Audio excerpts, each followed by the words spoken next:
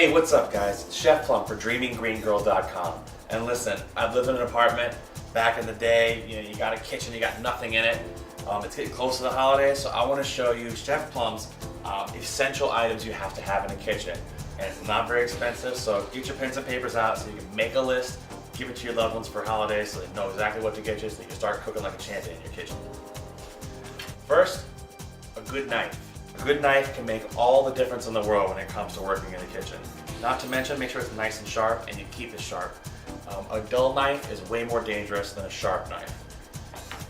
Next, a good pair of tongs. You would be amazed how many times I've used tongs to grab things out the oven, use tongs to stir things in a pot, use my tongs to put things into hot oil, or even use the tongs to get a bug out of the house. They're extremely useful. I highly recommend it. Go get a good, nice, solid pair of tongs. Very important.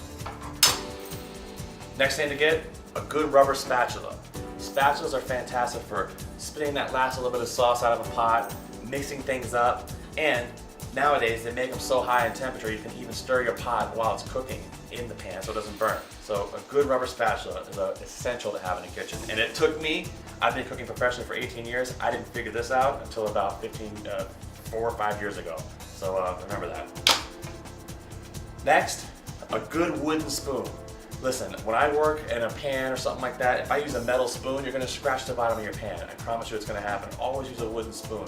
And replace them every so often because they do get to where they start absorbing flavor. So get a good, hearty wooden spoon. Ow, that hurt. A good, hearty wooden spoon.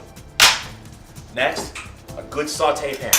Get yourself a good saute pan. Listen, when it gets these rings around the side like this, you're using it. That's what it means. So it's a good thing. It's seasoning on the pan. Don't be afraid of it. A good hearty saute pan. And listen, you don't have to spend $25 million to get a good saute pan.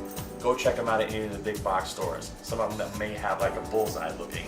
They may be red, like you can get one there. They've got good saute pans for not a lot of money. A good cutting board.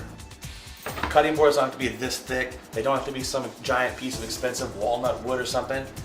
The same store you bought the pot at, it's probably got a good cutting board at it for very inexpensive. And trust me, if the cutting board is metal, if the cutting board is glass, if the cutting board is stone, it's not a good cutting board. Bamboo like this one, or wood are the ways you want to go.